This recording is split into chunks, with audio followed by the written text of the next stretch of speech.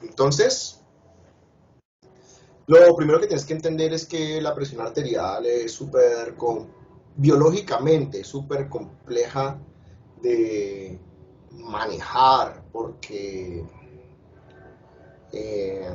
son demasiados factores que van a estar influenciando esa presión arterial. Entonces nosotros tenemos la presión arterial y vamos a tener tres grandes componentes que van a estar controlando esa presión arterial. Yo puedo imaginarme el sistema cardiovascular renal como un sistema hidráulico. O sea, si lo vamos a hacer una analogía, podría imaginármelo como un sistema hidráulico. Entonces, en ese sistema hidráulico, pues voy a tener una bomba, ¿sí?, de agua. Esa bomba de agua pues va a tener unas tuberías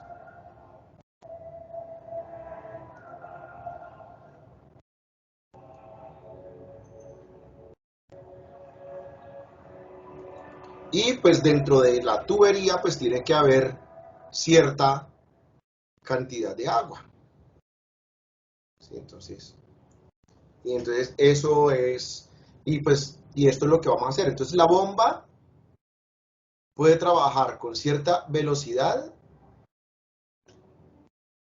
y con cierta fuerza, ¿sí? Los tubos que me estén haciendo mi tubería pues pueden tener diferentes diámetros. Entonces vamos a jugar con el diámetro. El diámetro de los tubos que estén colocando, pues que estén haciendo este sistema hidráulico, y pues lo que voy a tener, ¿sí?, pues puedo tener X cantidad de agua circulando en el sistema hidráulico. Entonces, si no hay agua, pues el sistema hidráulico no funciona. Si no hay bomba, el agua se queda estancada, el sistema hidráulico no funciona. Si no hay tubos, pues el agua no tiene por dónde circular. Entonces, como te das cuenta, los tres elementos son esenciales para que el sistema hidráulico funcione. Entonces, lo mismo, entonces, haciendo esa analogía, pues nosotros tenemos ese sistema, la presión arterial en el organismo, pues va a estar regulada por estos mismos tres sistemas. Entonces, vamos a empezar por lo que es el sistema cardíaco, o sea, por lo que es el corazón. Y entonces en el corazón, pues lo que nosotros vamos a tener, un determinante es la frecuencia cardíaca.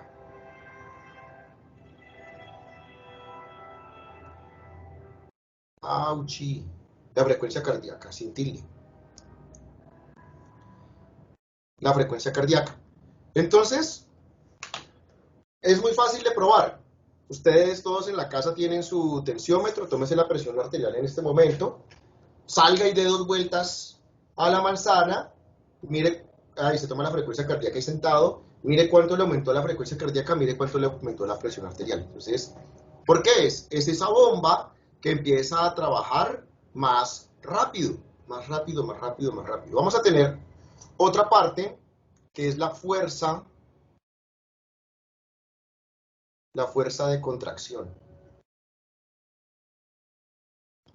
¿Con qué tanta fuerza se está contrayendo ese corazón?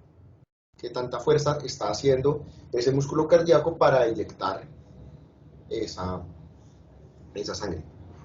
Cuando esto aumenta, o sea, como cualquier músculo, cuando empieza a aumentar el trabajo, o sea, porque estamos haciéndolo más rápido y más fuerte, va a empezar algo que vamos a determinar, la demanda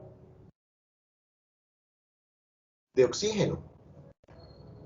Sí, es lógico, o sea, pues el oxígeno lo necesito para las reacciones de oxidación, que son las que me van a dar la energía. Si mi corazón trabaja más, pues entonces necesito que se aumente esa demanda de oxígeno. Y tú lo has sentido, tú sales a correr un rato y la frecuencia respiratoria también se te va a aumentar porque pues vas a necesitar oxigenar más sangre. Bien. Entonces, ¿por qué el corazón? Pero entonces, para mantener la salud, con ese aumento en la demanda de oxígeno, vas a tener también que hacer aumento en el suministro de oxígeno. Eso es importante. Y pues más adelante vamos a tener otra clase de sistema cardiovascular, donde vemos que este equilibrio entre demanda y suministro se altera y empiezan a aparecer problemas en los pacientes. Entonces vamos a tener eso. Entonces, eso es lo que vamos a tener, un aumento en la frecuencia cardíaca, un aumento en la contracción muscular. Nosotros vamos a tener entonces que la frecuencia cardíaca pues va a estar regulada, ¿sí?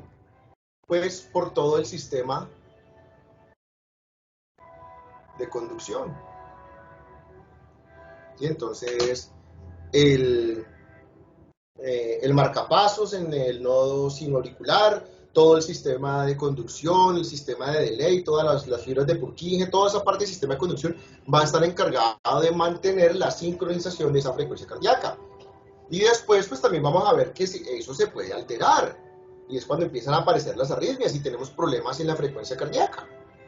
¿Sí? Entonces podemos tener taquiarritmias, podemos tener bradiarritmias. Y son alteraciones en el sistema de conducción.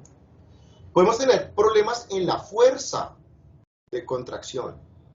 Y la fuerza de contracción pues está dado es por las fibras musculares. Y esas fibras musculares pues se pueden alterar. Y podemos empezar a que hay cuando se empieza a estimular y cuando empieza a haber un aumento de esa fuerza de contracción, pues esto me produce un aumento de la presión. Entonces, por ejemplo, cuando empezamos a tener estímulos por adrenalina, estímulos por angiotensina 2, pues se aumenta esa fuerza de contracción. Pero esa fuerza de contracción aumentada, pues en un día no pasa nada, en 2 días tampoco. Al transcurso de los años, pues ese músculo se va atrofiando, ¿sí? Entonces empezamos a tener daños a nivel muscular y bueno, lo que pues termina es un paciente con una falla cardíaca. Bien, ¿listo?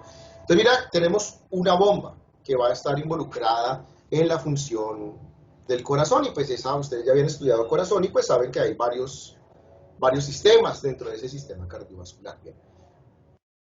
Vamos a volver a la imagen de nuestro sistema hidráulico, ¿sí? Entonces, y vamos a pensar que esta es la tubería de nuestra casa, ahí donde vivimos. La presión que te entra a la casa es una presión regulada. ¿Qué pasaría si tú colocas la manguera de los bomberos, a la presión que sale el agua por la manguera de los bomberos, directo por la tubería de la casa?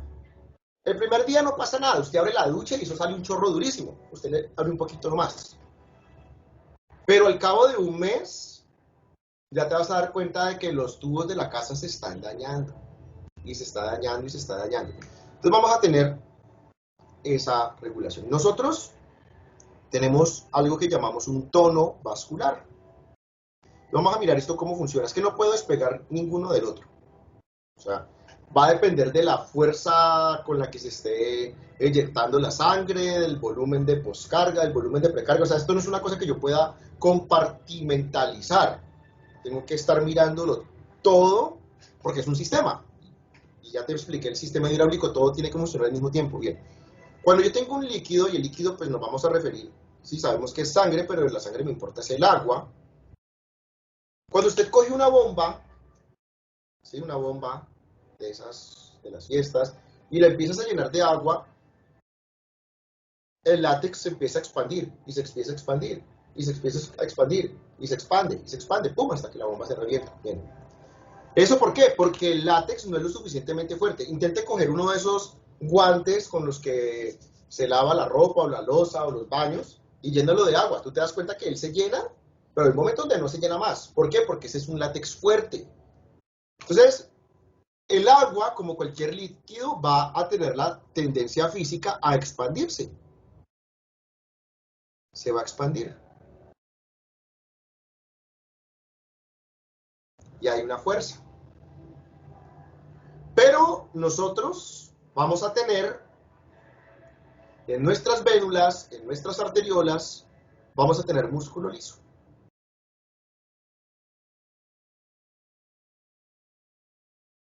Ahí va a haber músculo liso. Y ese músculo liso, entonces, lo que nos va a hacer es una resistencia a la expansión del agua.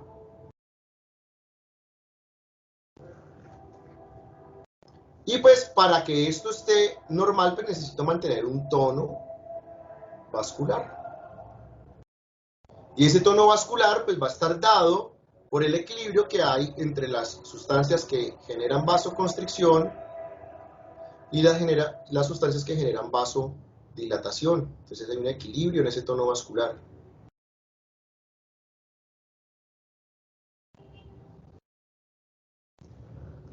Entonces a esta resistencia es lo que llamamos resistencia vascular periférica. Está por los vasos intermedios, por las vénulas y las arteriolas. En mayor medida por las arteriolas, en segunda medida por las vénulas. Los vasos grandes no me van a ayudar, los vasos pequeñitos no me van a ayudar. ¿Sí? Entonces, las carótidas, la aorta, las yugulares, esas ¿sí? Tienen un músculo liso bastante grande, pero pues en este promedio general de la resistencia vascular periférica no van a sumar importancia, van a sumar, son los vasos intermedios. Entonces, es cuando se rompe este equilibrio y entonces empezamos a tener aumento de las sustancias vasoconstrictoras. Piensa, este sistema de vasos es como si tuviéramos mangueras. Cuando aumentas a aumentar las sustancias vasoconstrictoras es ponerle el dedo a la manguera. Y cuando usted estaba niño afuera, día de calor en Cali, y estaba jugando con los primos y quería mojar a los primos, usted llega y le pone el dedo a la manguera, el agua sale más lejos porque tiene mayor presión. Y pues estamos hablando de presión arterial. Entonces, al hacer esa vasoconstricción, al aumentar esas sustancias que generan vasoconstricción, pues nos vamos a producir que hay un aumento en la presión arterial. ¿Cuáles son las principales sustancias que nos van a generar vasoconstricción? Tenemos a la adrenalina y a la angiotensina 2.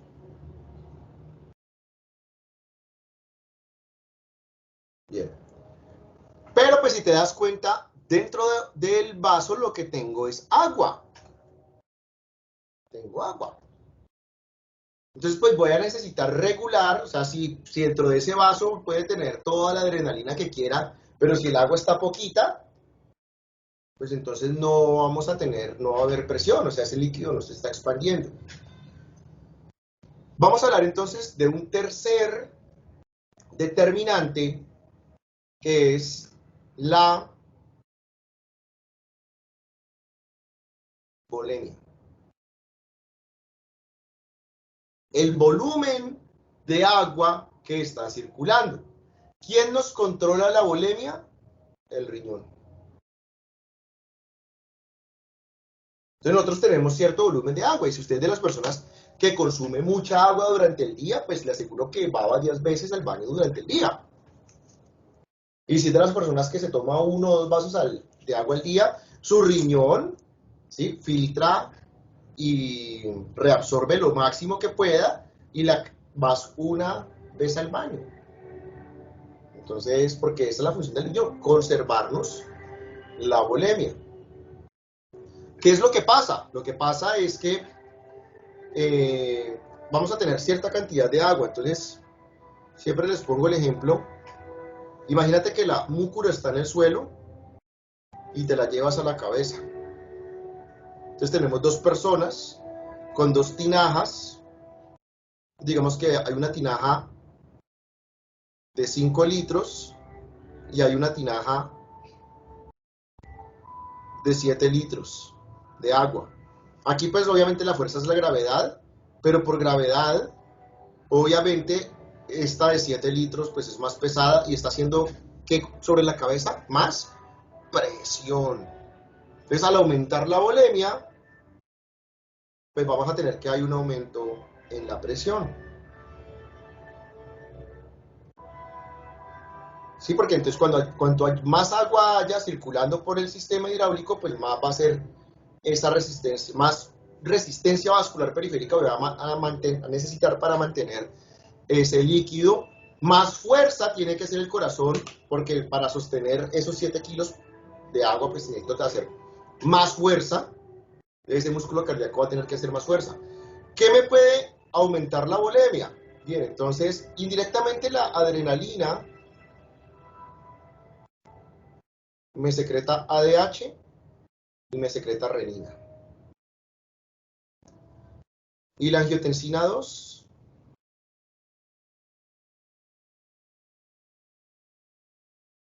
me va a secretar aldosterona. Y esta y esta me van a producir que haya, entre otras funciones, porque es que, pues, lo que te digo, es un sistema complejo, son vasoconstrictoras, disminuyen tasa de filtración glomerular, disminuyen, sí, entonces hay menos líquido filtrado, o sea, esto es todo esto se retroalimenta. Pero pues así como de los mediadores, y obviamente yo sé para dónde voy, pues estamos viendo la importancia de la adrenalina y la angiotensina 2, la importancia de la adrenalina y la angiotensina 2, la importancia de la adrenalina y la angiotensina 2. ¿Es lo único que me controla la presión arterial? No, no es lo único. Pero son dos de los mediadores más importantes y los que terapéuticamente hablando vamos a controlar. El año pasado había unos reportes de casos de losartán, como que pues no, realmente eso no llegó a nada, estaban haciendo como una correlación entre aparición de cáncer y consumir losartán, pero en unos casos como muy esporádicos, muy regados, o sea, no tenía una suficiente fuerza para decir esto realmente está causando cáncer, pero pues digo, o sea, no podemos quitar el losartán. O sea, la tasa de sobrevida que da el losartán comparado con las 10 personas que les va a dar cáncer, no se compara en ningún momento el riesgo y el beneficio. A mí me dicen, tome losartán, me lo tomo. No. Controlar estos sistemas es importante.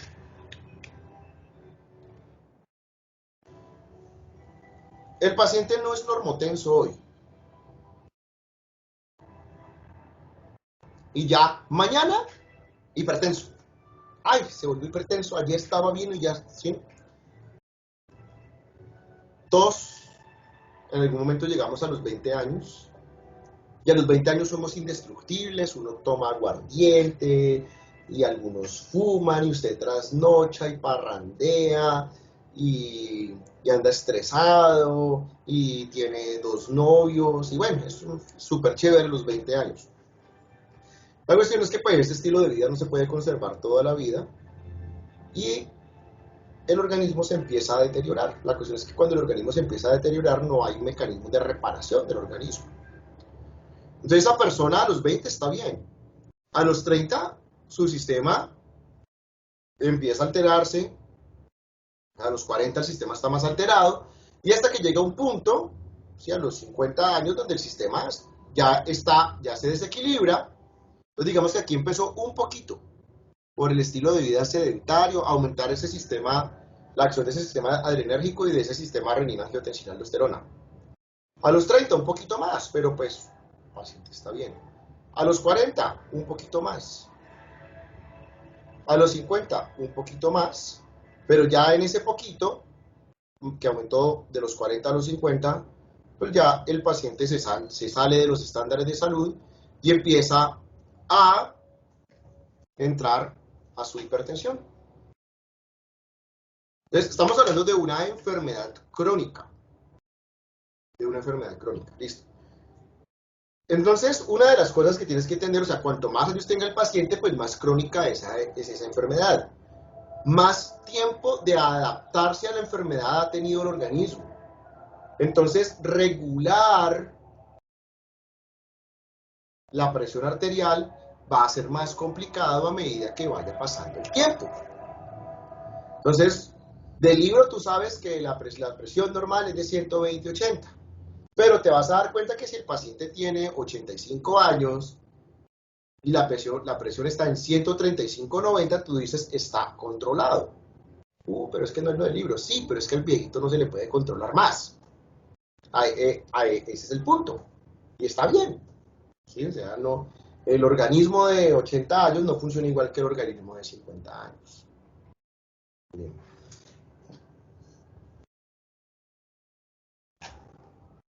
Que antes de pasar a hablar de los fármacos, ¿sí? Vamos a hablar de lo más difícil. Tomarse la pastilla es lo fácil. Lo complicado de estos pacientes son los cambios en los estilos de vida. Bien. Tranquilo que no estás solo. Hay un equipo de salud.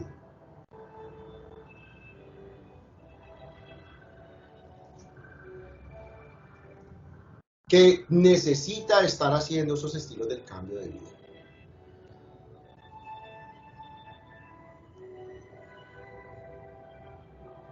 Usted le va a decir al paciente, don Juan, deje de comer tanta harina, deje de comer tanto pan, deje de tomar tanto café, échele poquita sal a los huevos y salga a caminar. Honestamente, ¿usted cree que don Juan va a salir inmediatamente a hacer eso? O sea, lleva 55 años en la misma rutina, en el mismo hábito, haciendo lo mismo. Y de un momento a otro, no, como la doctora me dijo, pues entonces no, yo ya voy a cambiar mi estilo de vida. Muchos de ustedes saben en este momento que de pronto tienen un estilo de vida que no es saludable. Y usted es estudiante de medicina y sabe que de pronto que el cigarrillito o ya después de 4 aguardienticos para arriba eso no es bueno, ¿sí? Y que tanta trasnochadera, excepto cuando esté trasnochando estudiando fármaco, no es bueno. Pero pues su paciente también va a ser. Entonces ahí es donde necesitamos, usted va a darle información, esa información no se va a obedecer. Entonces vamos a ver quién entra en este equipo de salud, porque es que el equipo de salud es gigantesco. Entonces, entra psicología. La hipertensión no se ve. La hipertensión no se ve hasta el momento en que llegan las consecuencias. Uno no se muere de hipertensión. Uno se muere es porque la hipertensión empieza a dañar algo.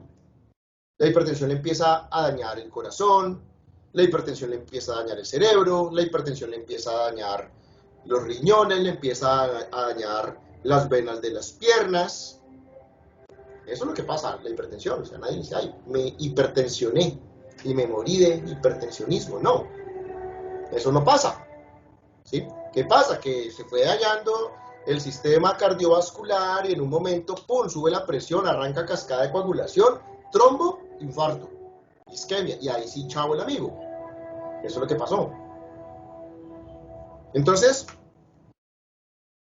psicología nos va a ayudar a entender de que hay un problema, que no lo estoy viendo, ¿sí? Que si no puedo, que necesito hacer un cambio, que necesito trabajar en mí, que en este momento de pronto ¿sí? No sé, usted le dice al paciente así, deje de trabajar en tanta universidad, trabaje solo en 3, pero el otro aproveche el tiempo para hacer algo por su bien, por su salud. Por ejemplo, eso es lo que hace psicología. ¿Sí? Y entonces mirar, a ver, dar un apoyo a ese cambio que se está planteando. Porque cambiar es complicado, cambiar los hábitos es complicado. ¿Sí? Entonces, como usted tiene el compañero que tiene que almorzar con sopa y con arroz, porque no es capaz de cambiar ese berraco hábito de comer con sopa y con arroz. Entonces, imagínate, vamos a tener, ese psicólogo pues va a estar trabajando, ya que estamos hablando de la dieta, junto con el nutricionista.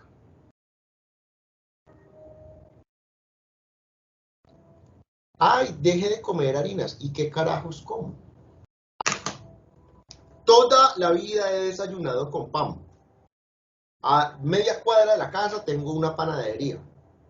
Yo ya tengo la rutina, 6:30 de la noche, ya sé que están sacando el pan de mañana, el pan está fresquito, bajo, saludo, a la persona de la droguería, me compro un cigarrillito, me lo fumo mientras sale el pan, hablo cualquier babosada del presidente y subo con mi pan caliente al apartamento.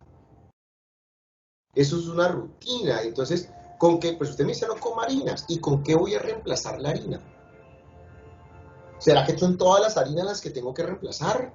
¿Será que hay unas harinas que son mejores que otras? Sí, sí las hay.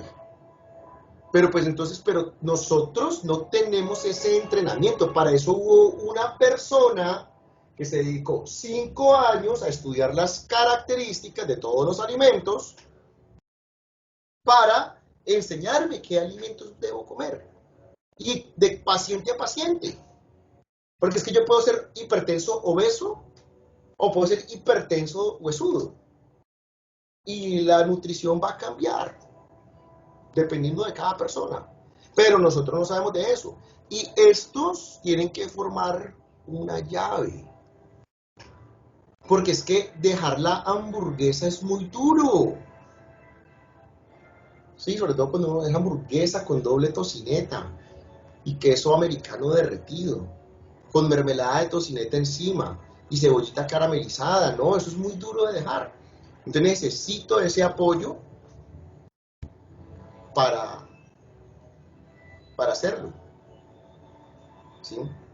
Usted me dice, vaya, salga a caminar, listo. ¿Cuánto tengo que caminar? A uno le dicen, camine media hora. Media hora es un peor es nada. Así sea media hora. En media hora, tu organismo está empezando a pasar de un metabolismo aerobio a anaerobio. O sea, eso es el límite. El límite. Eso es un peor en nada. Lo ideal sería mínimo 45 minutos. Pero de pronto el paciente, no sea, su paciente actualmente es profesor, le ha tocado estar el último año en educación virtual, sentado entre 8 a 10 horas al día o más, y tiene un dolor en la pierna horrible. Entonces tu paciente, pues tú lo pones a caminar, sale y camina 10 minutos y el dolor en la pierna no lo deja caminar más. O no tiene acondicionamiento físico, o no tiene la capacidad, sí, o sea, o es un paciente que no tiene la capacidad. Entonces vamos a necesitar que entre otra área, que es la parte de fisioterapia. ¿Cómo voy a hacer el ejercicio? Sí, usted no me puede decir, ay, vaya, métase al gimnasio y póngase a hacer CrossFit, o levante pesas. Y yo voy allá y con el instructor del gimnasio, que era uno de los que entrenaba ahí, que algún día le dieron trabajo, y me dice, levante, levante más, ¿sí? No pain, no gain, ¿sí? O sea, que si no le duele, no gana, y uno ahí torciéndose los músculos y haciendo mal ejercicio. Entonces, mira que necesitamos alguien que empiece a cambiar ese estilo de vida. Y pues esto va a estar reforzado por esta parte. Y pues vamos a colocar aquí otro link entre estos dos, porque dependiendo del entrenamiento que yo esté haciendo, pues necesito la nutrición. Porque de pronto en ese estilo de vida saludable quiero bajar de peso. Entonces mi nutricionista tiene que cuadrar con el fisioterapeuta qué tipo de alimentación voy a tener. O solamente voy a hacer cardio. Entonces de pronto no quiero bajar de peso, es otro tipo de alimentación. Otro tipo de otra cantidad de calorías al día. Entonces mira que esto se va compensando. Aquí con el fisioterapeuta, pongámoslo aquí, ¿sí? Medicina del deporte. Porque a veces los casos son complicados y pues, el fisioterapeuta me dice cómo hacer los ejercicios, pero el que me dice qué tipo de ejercicio, qué tipo de dieta, que todo eso es el médico, el deportólogo, el que me tiene que llevar a eso.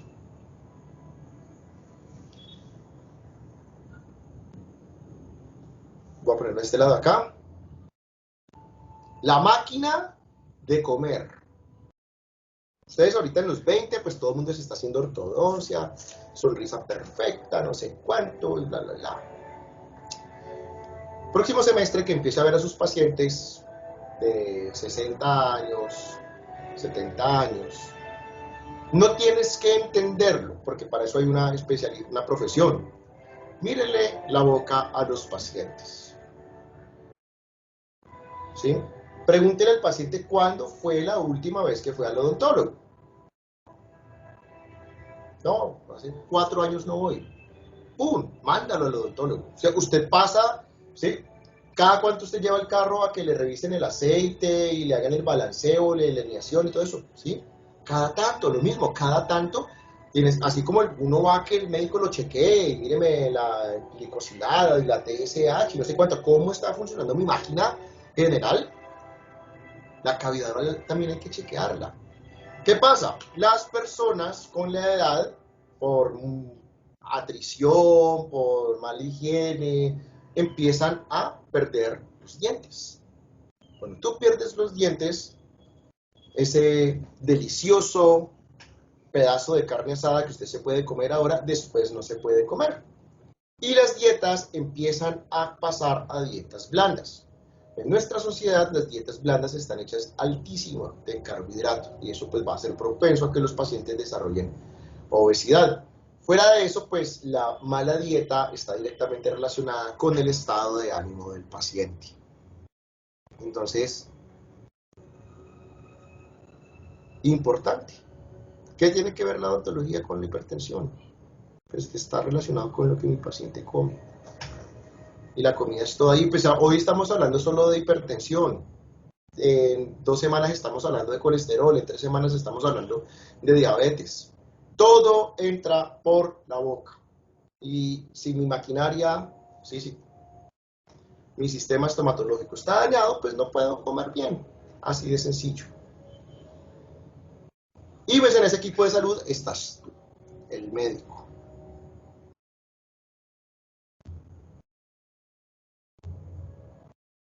El que va a mandar el losartán. Entonces mira que es un equipo grande para manejar una enfermedad antes de empezar a hacer cualquier tipo de intervención farmacológica o al mismo tiempo que vamos a hacer la intervención farmacológica. Este tipo de enfermedades, si no se controlan los hábitos, si no se controla todos estos otros aspectos, el éxito de los fármacos se va a ver reducido. ¿Qué es lo que pasa? Pues entonces algo que se pueda controlar con ejercicio, con una buena dieta, con un tratamiento psicológico del paciente, pues entonces ya pues vamos a tener que estar colocándole 2, 3 medicamentos al paciente. Pero acuérdate que pues, o sea, sí, eso nos ayuda a controlar la presión, pero pues vamos a tener mayor incidencia de efectos adversos, mayores limitaciones para los pacientes. Esta es la parte importante, cambios en los estilos de vida. Es lo que vamos a necesitar.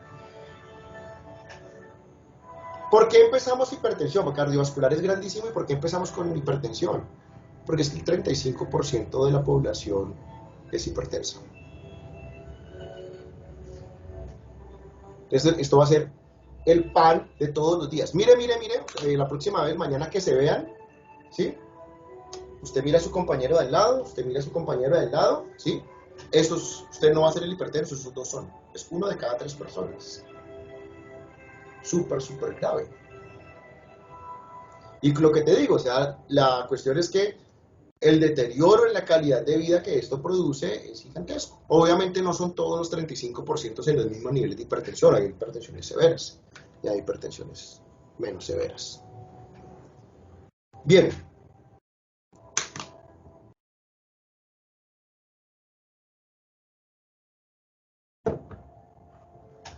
Vamos a hablar entonces, ahora sí, de lo que es el sistema renina, angiotensina, aldosterona.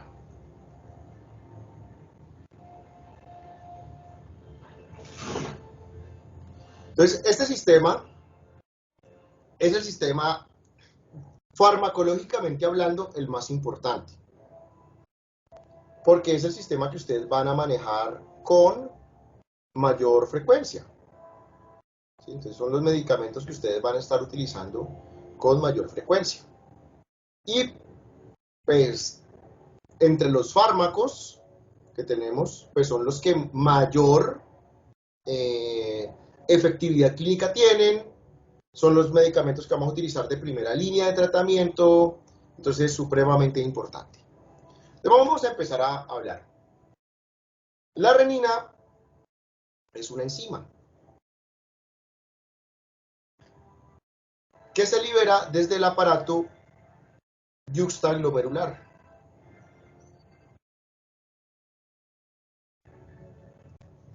¿Sí? Entonces vamos a mirar cómo... yo soy pésimo pintando esto, pero pues vamos a mirar esto cómo funciona.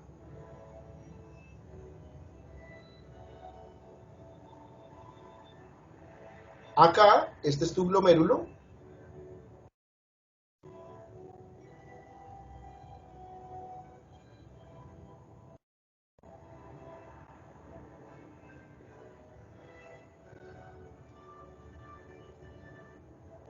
Este es el glomérulo, esta es la arteriola aferente, la sangre entra por aquí, esta es la arteriola eferente, la sangre sale por acá.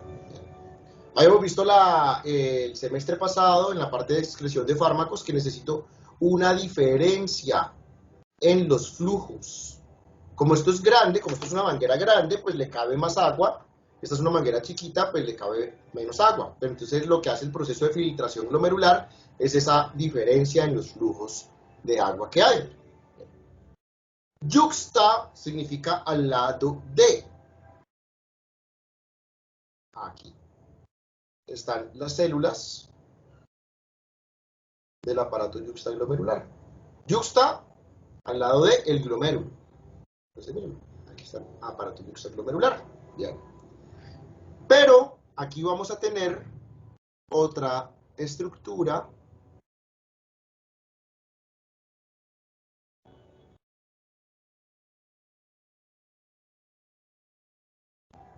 en forma de tubo, pero pues no es vascular porque mire que lo estoy pintando en amarillo.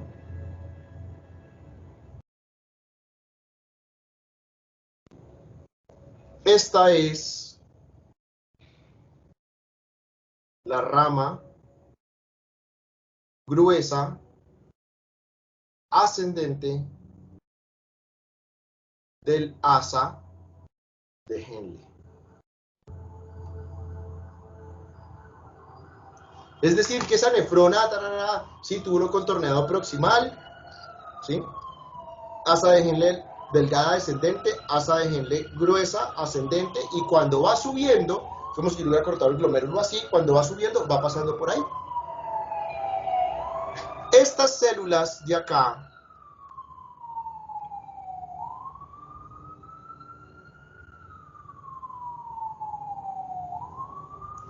son unas células especializadas, se llaman las células de la mácula densa. Mácula densa. Y ellas van a estar encargadas de entre las muchas cosas, de regular la liberación de renina. Entonces voy a ampliar, voy a tomar este pedazo de aquí y voy a hacer un esquema grande de lo que está sucediendo ahí para mirar los controles en la liberación de la renina. Bien, entonces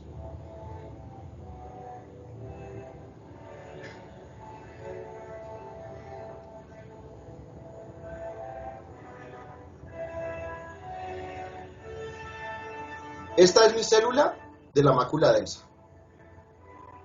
¿Hay alguien que todavía me esté prestando atención? Sí, profe. Ok, vale. Sí, profe. Listo.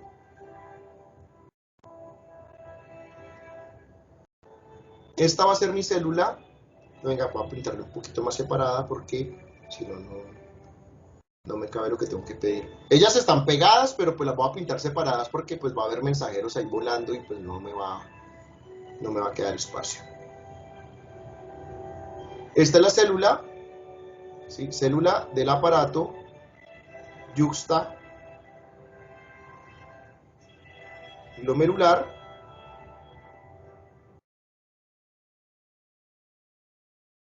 Por aquí arriba voy a tener las células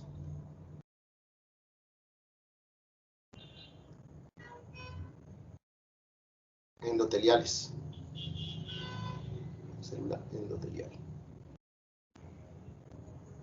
Bien.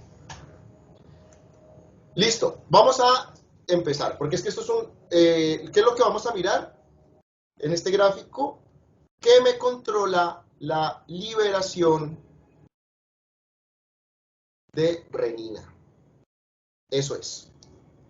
¿Cómo se controla la liberación de renina? Esta célula la va a liberar. Entonces quiero mirar qué me controla la liberación de renina. Entonces vamos a empezar por acá. Entonces tienes que entender que por aquí va subiendo el fluido, pues esto es de la mácula densa, entonces ya te dije es parte del asa de Henle, entonces el fluido va subiendo por acá. Acá nosotros vamos a tener una altísima concentración de sodio. Va a haber una clase de diuréticos donde les voy a enseñar cómo funciona el asa de Henle, pero entonces aquí viene una altísima concentración de sodio. En la parte gruesa tenemos unos transportadores específicos, ¿sí? Unas bombas que me transportan sodio, potasio y 2 cloros. ¿Sí? El sodio, pues nosotros no tenemos cristales de sodio en el organismo. El sodio está en forma de sal. ¿Ha comido sal alguna vez?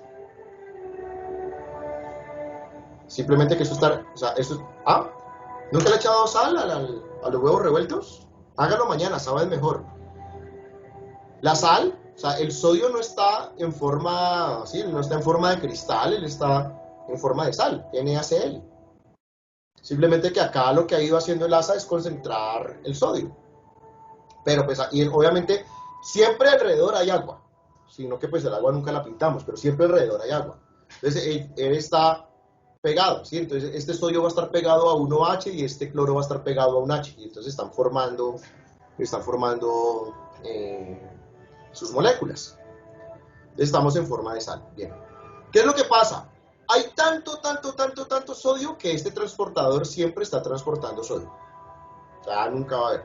El potasio, también vamos a tener potasio, a menos de que el paciente esté presentando una hipopotasemia, pero pues de resto el potasio siempre va a estar. El ion que me va a ayudar a regular esto es el cloro. Entonces lo que vamos a tener es que vamos a tener cloro. Cuando hay cloro acá adentro, mire que el cloro es un ion negativo, esta bomba está funcionando, entonces me mantiene esta célula hiperpolarizada. Cuando está hiperpolarizada, la célula no funciona. ¿Vale? Listo. Si no funciona, entonces pues no me va a producir los mensajeros que me activan esta célula. Entonces, si hay un alto contenido de cloro, y el alto contenido de cloro viene acompañado con un alto contenido de sodio, pues entonces no vamos a tener activación de estas células de la mácula densa. Bien. Cuando, espérate que sí necesito pintar el agua, con el sodio, pues ya sé que el sodio es osmótico, con el sodio tengo agua. Eso significa que tengo alto contenido de agua en el organismo y por eso hay alto contenido de sodio, alto contenido de agua. Pero, si el sodio se baja, si la cantidad de sodio se baja, la cantidad de agua se baja. Vamos a pintar un sodio chiquito. Entonces tengo menos volumen de agua. Si tengo menos volumen de agua y mi riñón quiere conservar el equilibrio, lo que él tiene que decir es vamos a ejecutar los mecanismos de retener agua, ¿o no? Si hay poquito, pues voy a ahorrar. Si hay mucho, pues bote. Mira, aquí hay poquito. Entonces, ¿qué pasa? Hay poquito sodio, vamos a tener poquito cloro.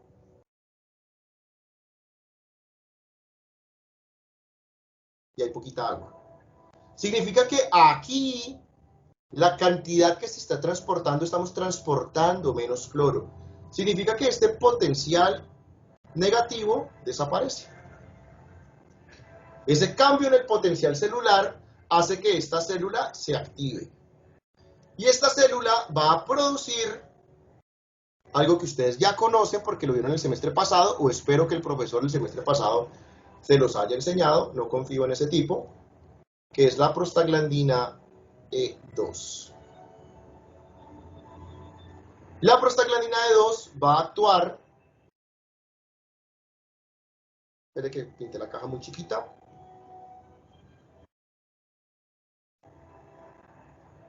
La prostaglandina E2 va a actuar sobre su receptor EP2. Perdón, EP2 no, EP, solo EP.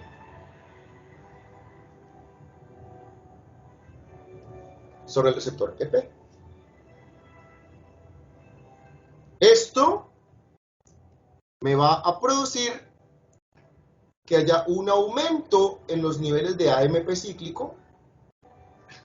Ahorita volvemos por el AMP cíclico porque ese AMP cíclico es bacano.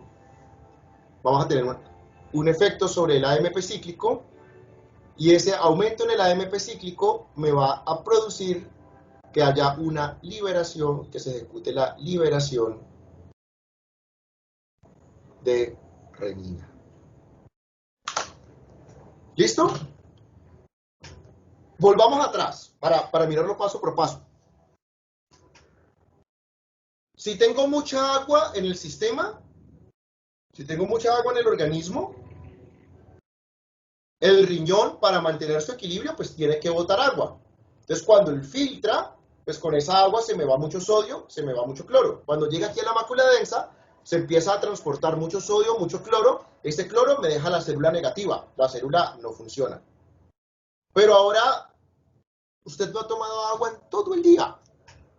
Entonces, la cantidad de agua que tienes en el organismo es bajita. Tienes poquita agua. El riñón no quiere botar más agua porque te quedas sin agua.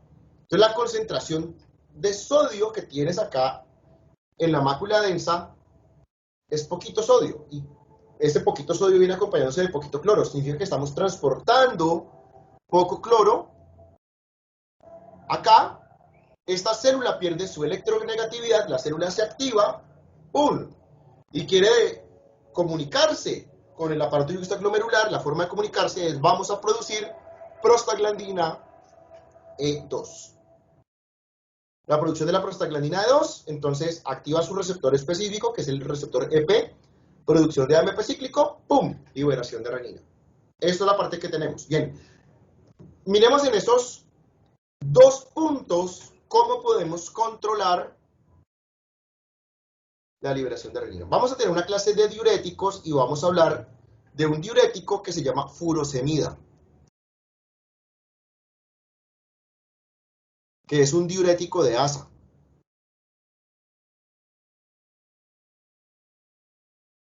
Diurético de asa.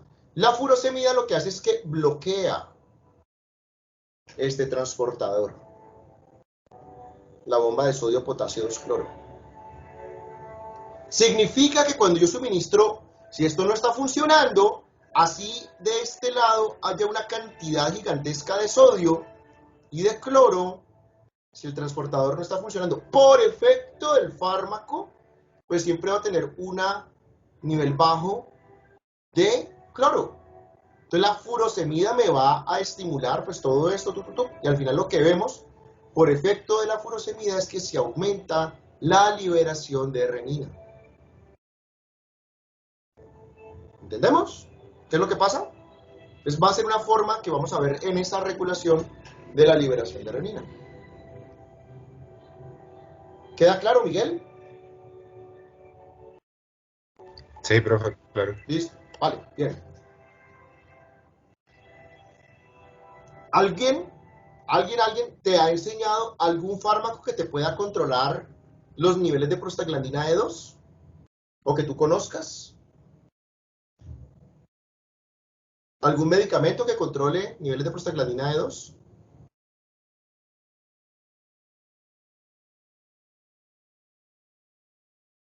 No, profe.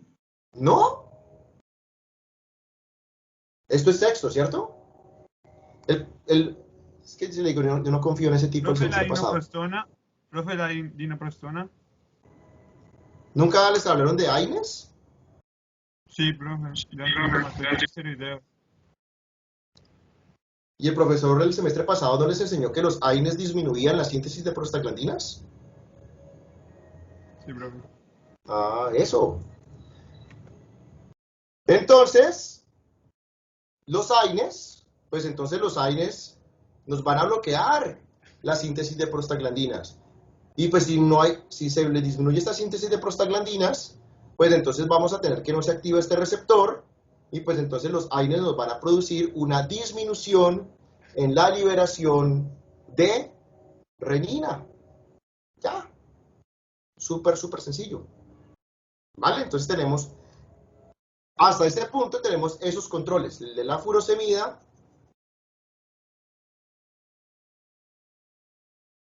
y el de los AINES.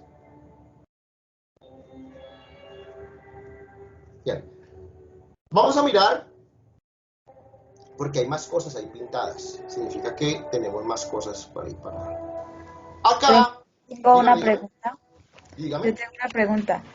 Sí, bueno, estamos hablando de que son, o sea, de que el sistema está compuesto por, o sea, está controlado por la volemia, por la frecuencia y eso. La renina va a aumentar cuando active la aldosterona, va a aumentar la presión. Entonces, cuando yo doy un diurético para bajar la presión, según lo que usted nos acaba de explicar, pues voy a liberar más renina. Entonces, pues no voy a aumentar a la final la presión.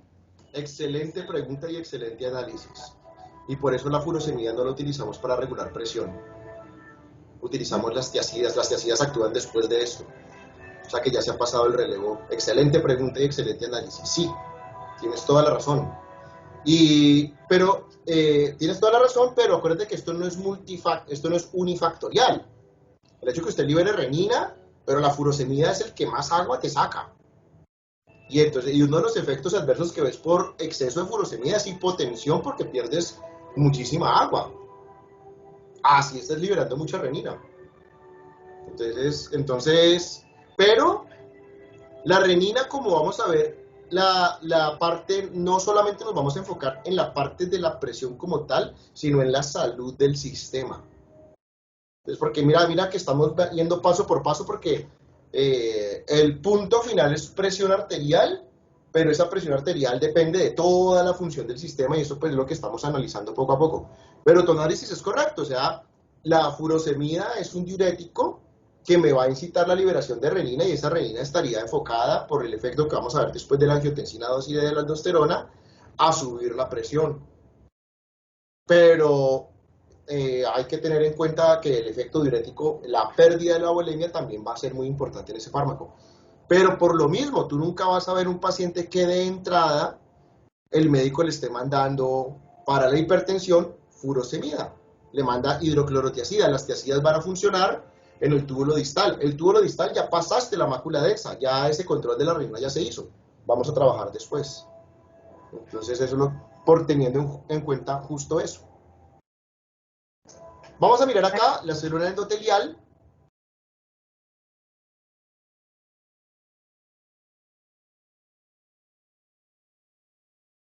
Y yo les prometí el semestre pasado que volvíamos a ver sistema nervioso autónomo.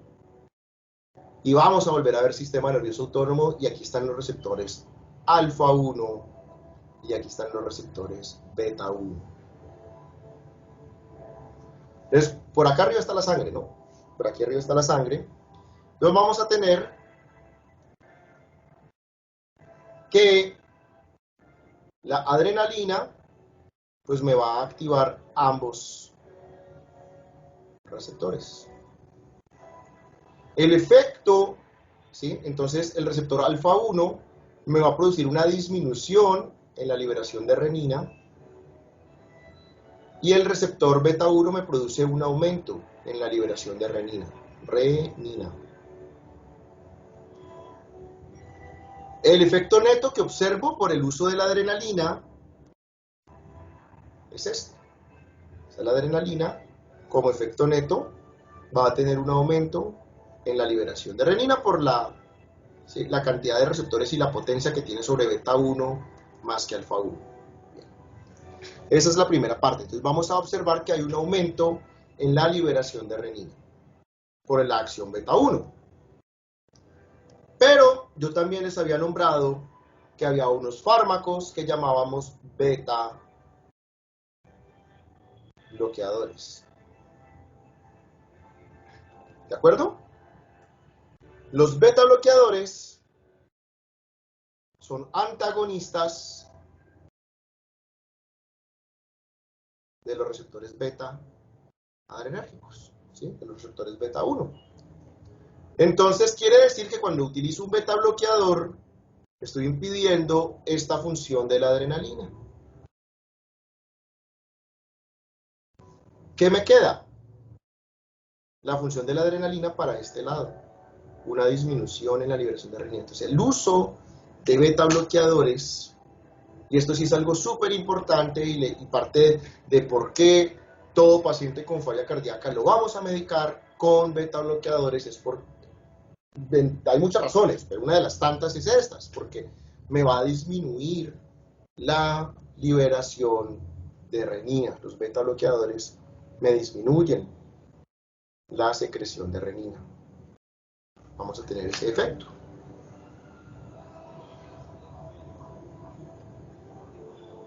Vamos a tener cuando esta célula, ¿sí?, entra en vasoconstricción,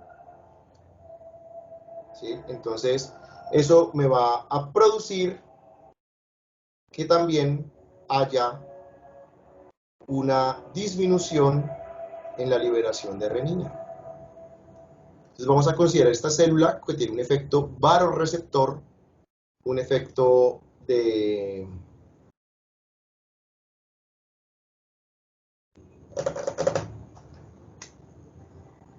se me fue la palabra, de sensor de presión. Cuando hace vasoconstricción, pues realmente, miento, no hace nada.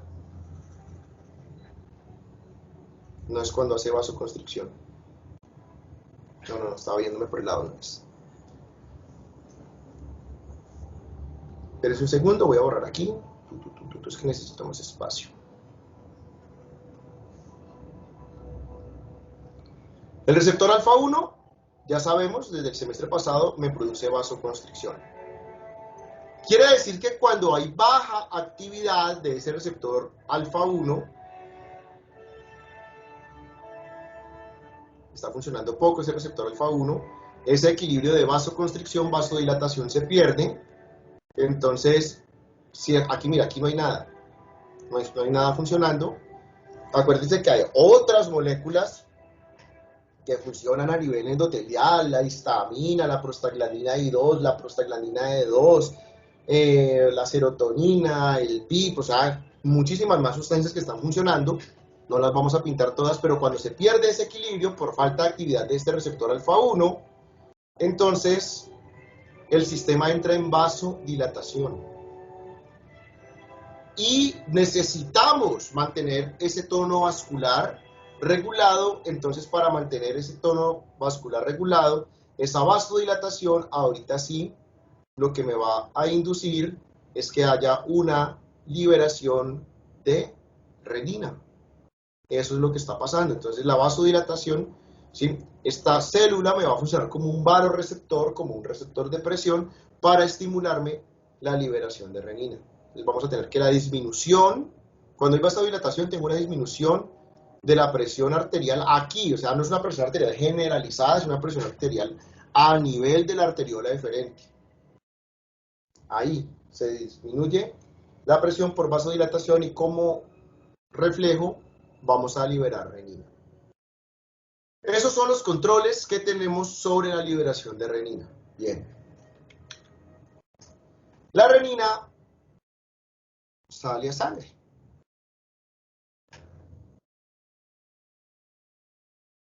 Venga, que me faltó el más importante. Estoy loco. Vamos a tener el receptor AT1.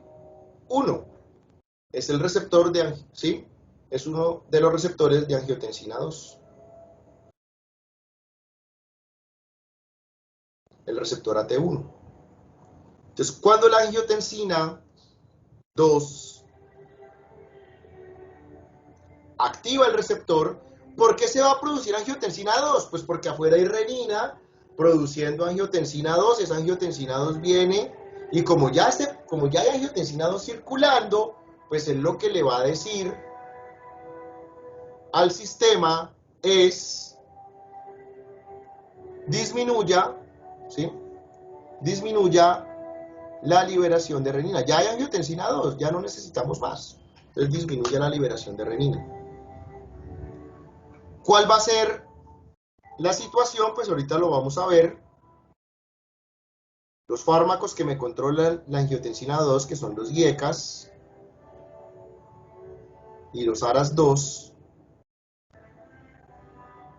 me van a producir un aumento en la liberación de renina.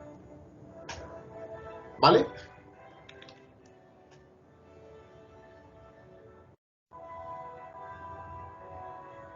Vamos a hacer un cuadro comparativo. ¿Qué me aumenta? ¿Qué me disminuye liberación de renina?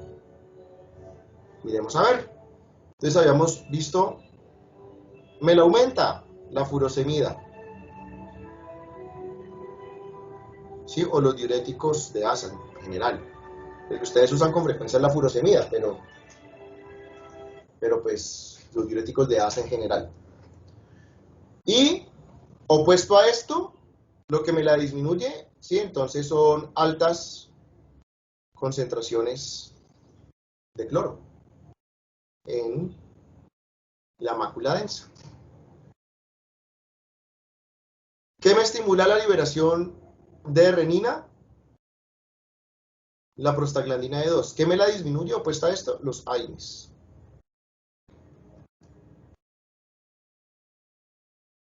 ¿Qué me estimula la liberación de renina?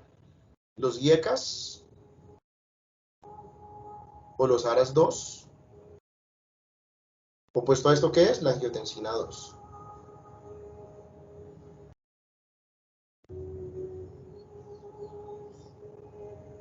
¿Qué me estimula la liberación de renina? El receptor beta 1 adrenérgico, opuesto a esto, el receptor alfa 1 adrenérgico, / los beta bloqueadores.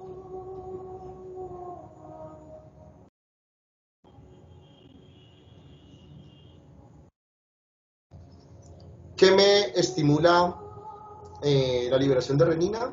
¿Sí? Activación de vasoreceptores.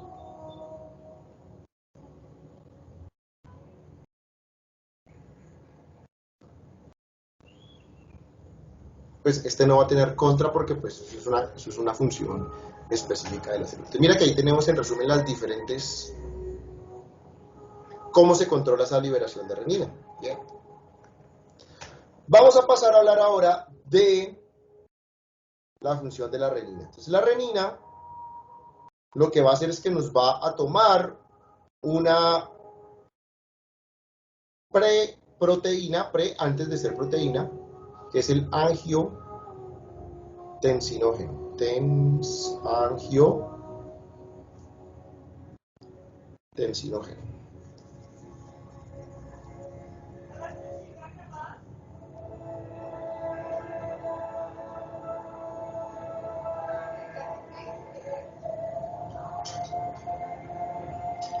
Entonces, la renina lo que hace es que lo metaboliza. Me lo va a convertir en angiotensina 1.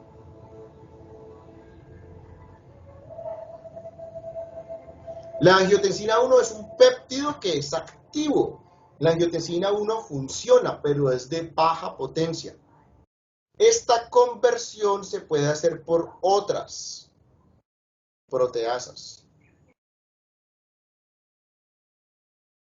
Pero la proteasa que es más efectiva haciendo esta conversión es la renina. Luego vamos a convertir la angiotensina 1 en angiotensina 2.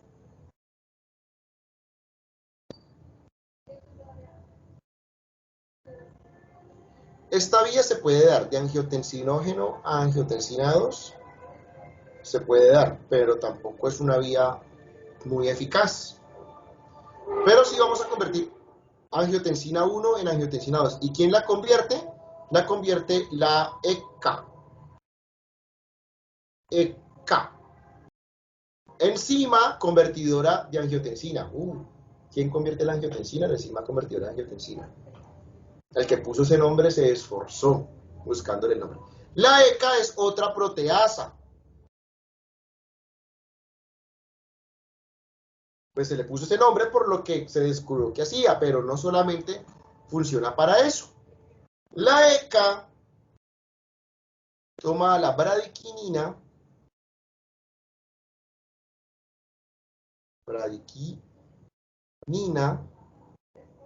y la degrada.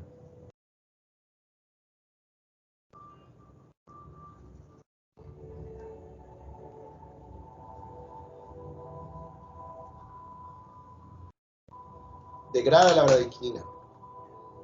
¿Ya? Hay una angiotensina 3, igual no es potente, no le vamos a gastar saliva a la angiotensina 3. Simplemente sepa que exista por si alguna vez se pregunta. La angiotensina 2 tiene 4 tipos de receptores. Receptor AT1, receptor AT2, AT3 y AT4. El AT3 y el AT4 no le paramos bolas, vamos a enfocarnos en la función del AT1 y del AT2. Bien.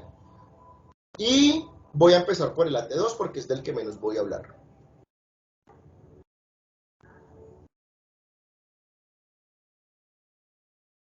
Entonces, esa angiotensina va a funcionar sobre un receptor específico que es el receptor AT2. Receptor tipo 2 de angiotensina 2. Wow, trabalenguas, bien.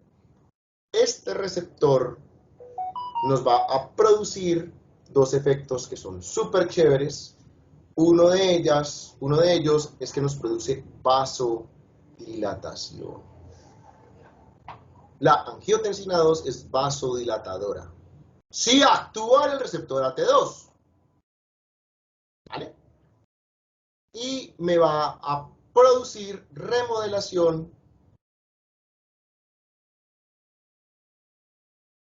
del músculo cardíaco.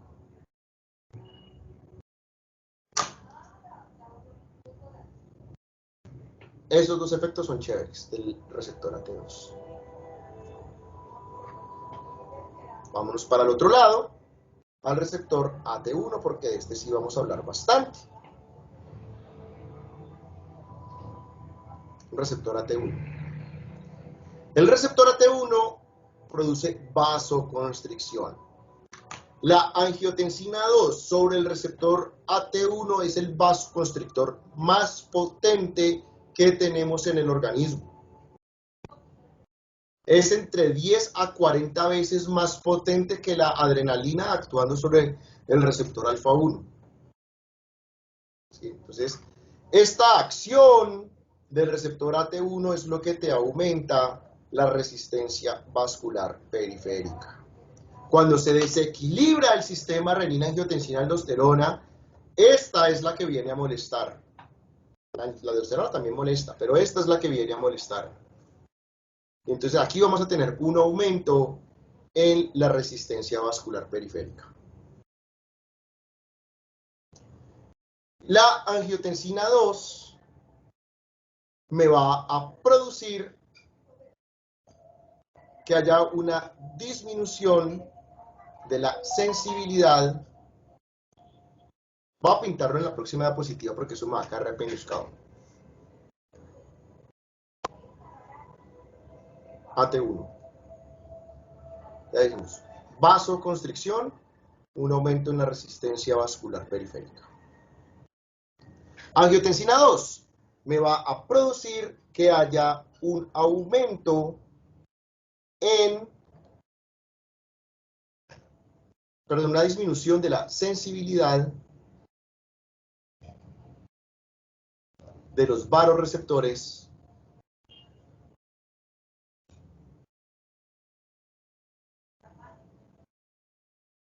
carotídeos. ¿Y eso qué tiene que ver?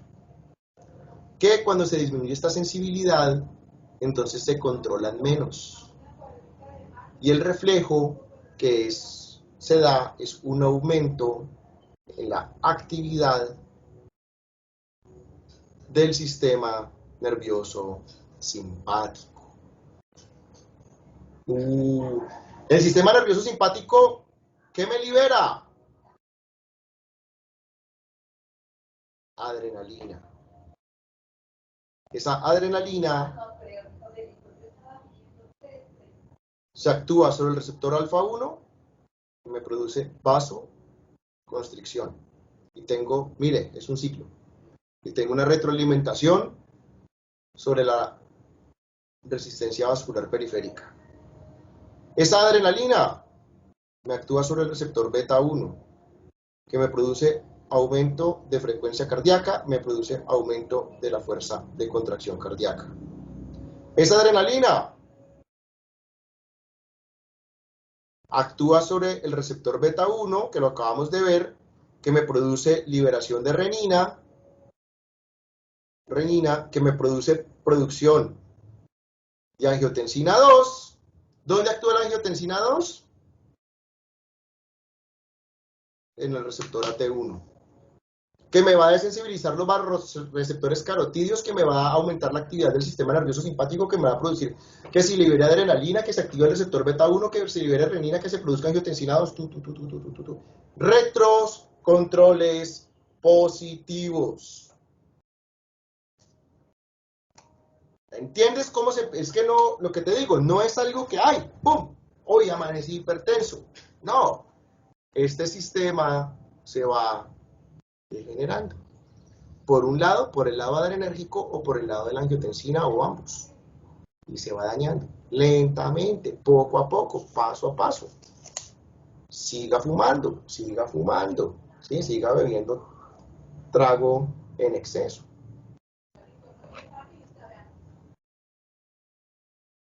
Entonces vamos a tener pues esas vasoconstricciones que se están produciendo por esto. Además de eso, ponemos por aquí, la angiotensina 2 nos va a aumentar la contractibilidad cardíaca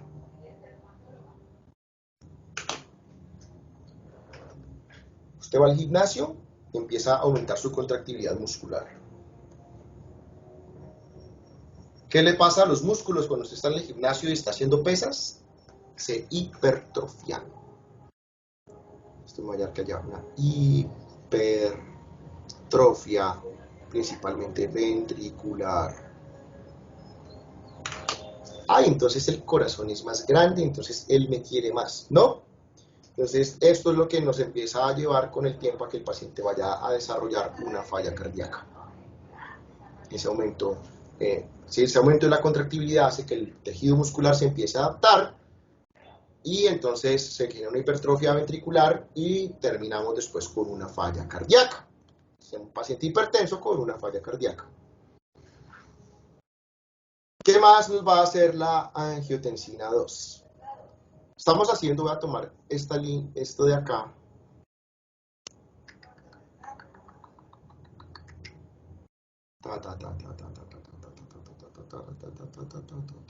Aquí en el receptor AT1, si me hace una vasoconstricción, ¿dónde está mi glomérulo feo? Aquí. Si el receptor AT1 me está haciendo una vasoconstricción, mire, es esto.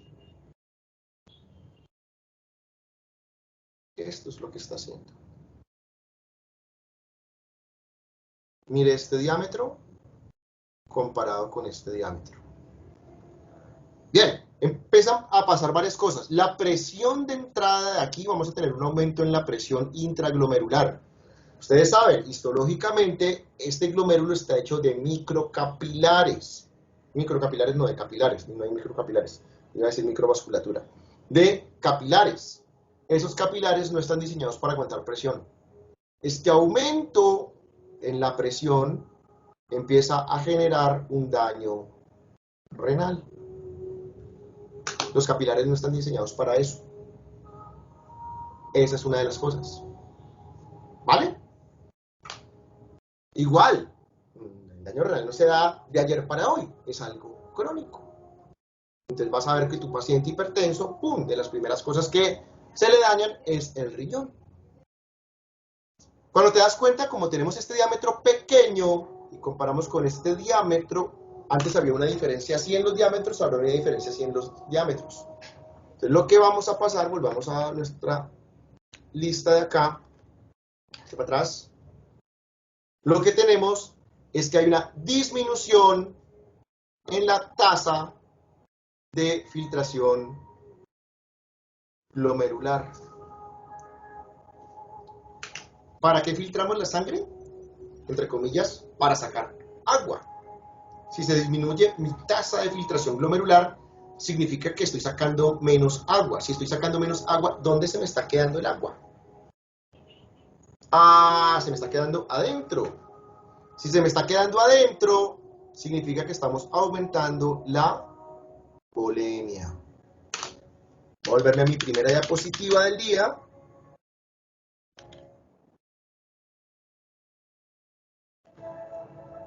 Volemia, acá. ¿Sí? Si se me aumenta la volemia, se me aumenta la presión arterial.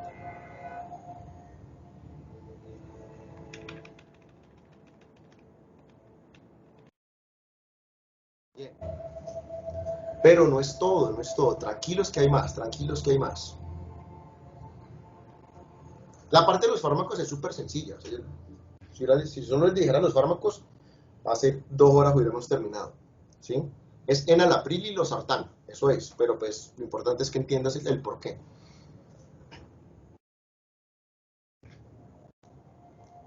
El receptor AT1 te va a producir, te induce liberación de ADH, hormona antidiurética. ¿Qué hace esta hormona? Reabsorber agua. Y cuando reabsorbemos agua, ¿qué pasa?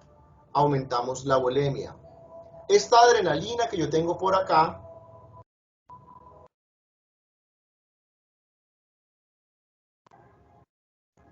si usted aprendió sistema nervioso autónomo, receptor beta 1 me produce liberación de ADH, retención, ¿sí?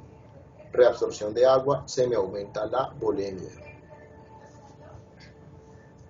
Y por último, pero no menos importante, me va a estimular desde la corteza suprarrenal la liberación de aldosterona. El efecto de la aldosterona no lo voy a explicar ahora.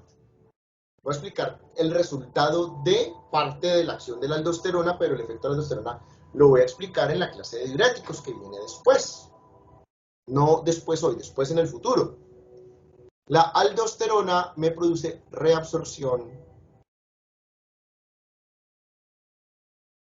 de sodio. Con el sodio se me viene el agua y me va a producir excreción de potasio y de hidrógenos. Reabsorción de sodio y de agua. Aquí.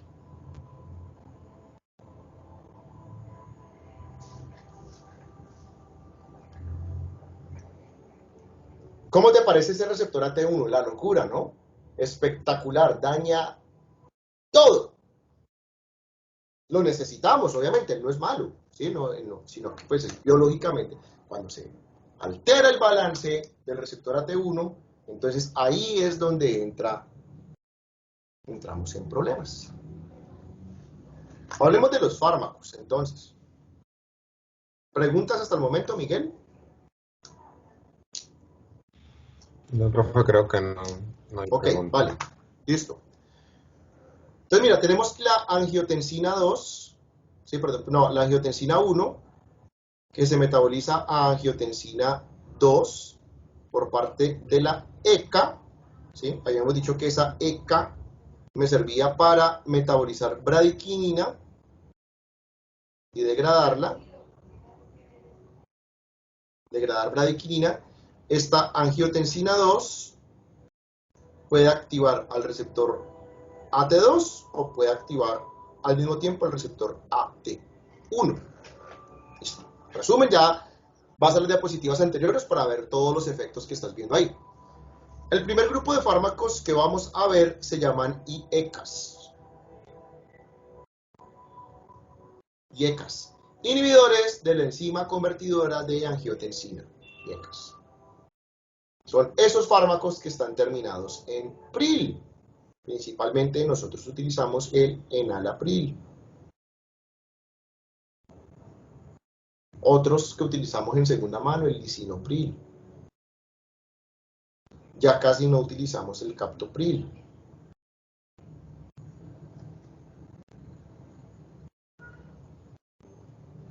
Entonces miremos qué hacen estos fármacos. Inhiben a la ECA. Entonces mira lo que vamos a inhibir a la ECA. ¿Listo? La ECA está inhibida. Entonces la función de la ECA no se va a dar. Entonces no vamos a producir angiotensina 2. Si no se produce angiotensina 2, pues no se activa el receptor AT2 y no se activa el receptor AT1. ¿Listo? Los efectos AT2 y AT1 se pierden. Entonces, pues mira que estoy bloqueando toda esta chorrera de efectos. Excelente. Además de eso, si tú te das cuenta, esto no se está dando, porque mire que esta misma enzima y no estoy degradando a la bradiquinina. ¿Qué es lo que pasa? Voy a empezar a aumentar los niveles de bradiquinina. La bradiquinina a nivel vascular me produce vasodilatación. Si me produce vasodilatación, me disminuye la resistencia vascular periférica y me va a ayudar a disminuir la presión arterial. El inconveniente con la bradiquinina es que la bradiquinina es un mediador bioquímico de la inflamación en asma. Entonces, de unas, ¿sí? O inflamación pulmonar, asma, EPOC, llámela como la llame. Inflamación a nivel pulmonar. Ya de entrada, si tu paciente es asmático, si tu paciente tiene COEPOC, ¿sí? Comorbilidad con hipertensión, pues entonces no vamos a utilizar estos fármacos, porque le vas a desencadenar crisis a ese paciente. ¿Estamos de acuerdo? Listo. Y lo que vas a ver que puede aparecer en los pacientes como efecto adverso es tos. Porque se va a producir ese efecto inflamatorio. Si el paciente no sea asmático, si el paciente no tenga EPOC, se va a producir ese efecto y en los pacientes pues es común que aparezca tos. Si la tos no se puede manejar, pues retiramos el enalapril o el IECA que sea. ¿Listo? Entonces tenemos esa parte. Voy a repetir la diapositiva anterior. Tengo angiotensina 1, que se convierte en angiotensina 2, que me activa el receptor AT2, que me activa el receptor AT1. Tengo la bradiquinina. ¿Dónde está la ECA? Aquí está la ECA. La bradiquinina que se degrada vía ECA. Bien. Tengo eso. Ahora, lo que voy a ver son el otro grupo que son los ARAS2. La sigla es antagonista de los receptores de angiotensina 2. Los ARAS2 tienen la característica que antagonizan los receptores AT1. No tienen efecto sobre el receptor AT2. Eso es importantísimo. Estos son los medicamentos que terminan en sartán. Entonces tienes Lo, Iber, Val, Olme, Cande, sartán, ¿sí? Los sartán, ibersartán, valsartán, olmesartán, candesartán. Creo que me falta un par ahí de sartanes. Tienes que saberte los sartán porque ese es el que utilizamos en primera línea de hipertensión. El valsartán lo utilizamos con el sacubrutilo en falla cardíaca. El otro, pues, puedes utilizar los otros si quieres, pero pues la mayoría de estudios clínicos están hechos con los sartán. Entonces miremos a ver qué pasa. Bloqueamos solamente el receptor AT1. Entonces toda esta lista de efectos AT1 se quita. Los ARAS2 tienen una característica súper especial y son cuasi irreversibles.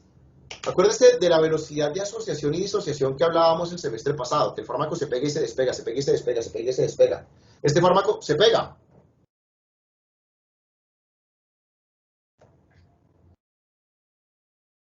Se despega. Se pega.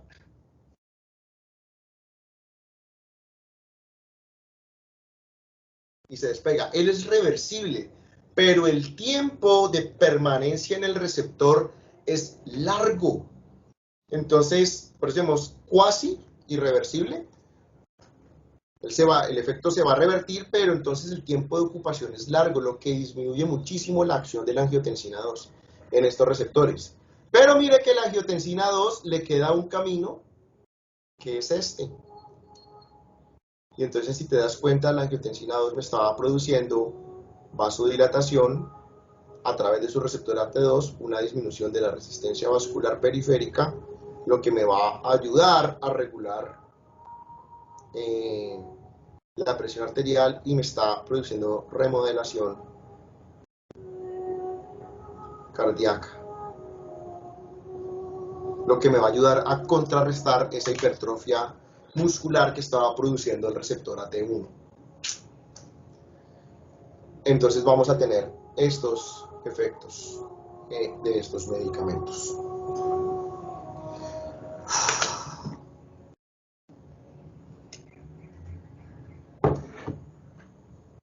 Miremos qué consideraciones tenemos que tener con estos fármacos.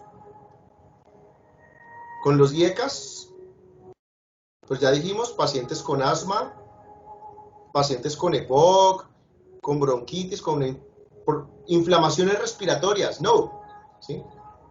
No. Pues ya vimos que el principal efecto adverso es que me puede producir tos. Los IECAS, ¿sí? Y en menor medida los ARAS2,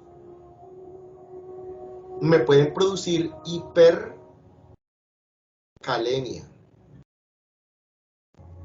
Hipercalemia, aumento como se va a inhibir la liberación de aldosterona, entonces la aldosterona, que era la que me excretaba potasio, entonces voy a tener más potasio en el organismo, entonces me pueden producir hipercalemia.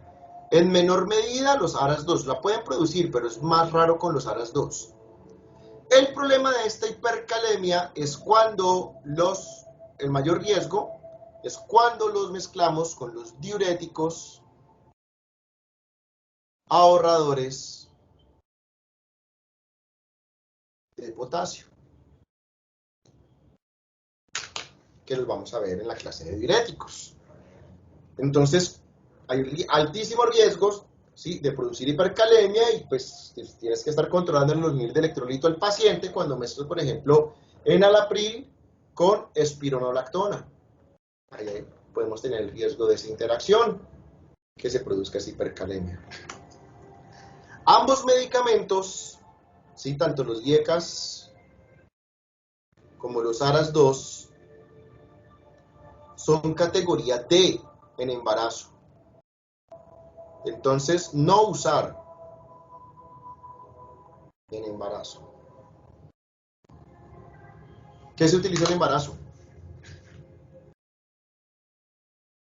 Hipertensión en embarazo, ¿con qué la tratamos?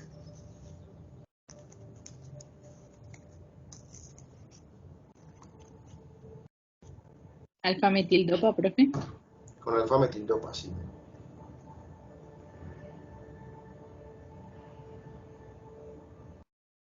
Espero que los otros hayan sabido la respuesta y Solo que no hayan querido prender el micrófono por pereza. Porque yo estoy seguro de que ese sí lo enseñé el semestre pasado. Entonces, no utilizamos estos medicamentos durante el embarazo, no tenemos ningún, se puede utilizar en lactancia sin problema alguno.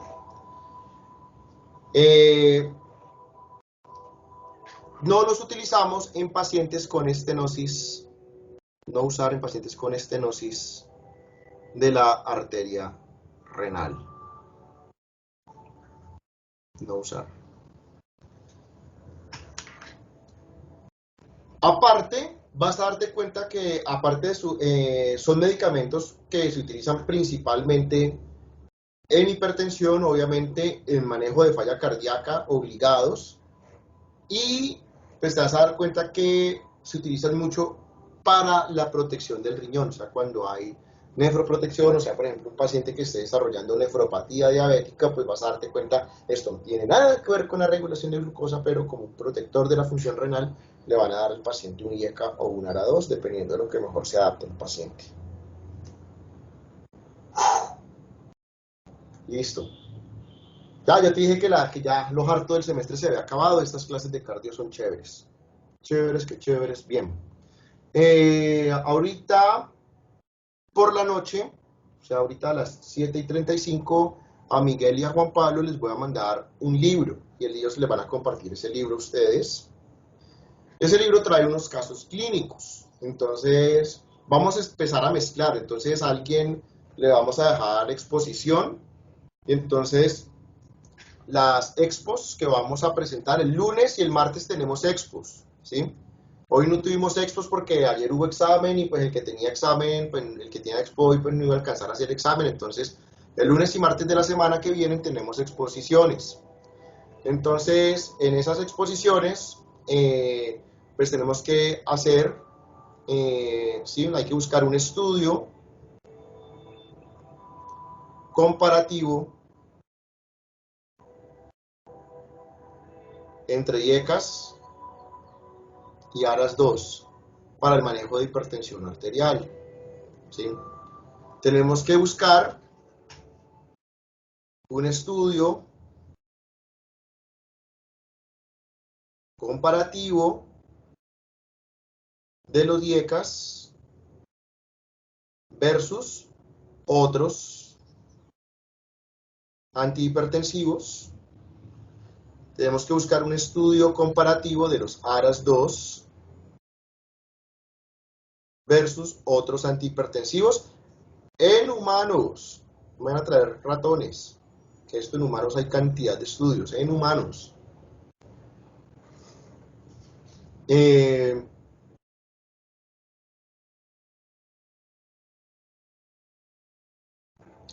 La parte de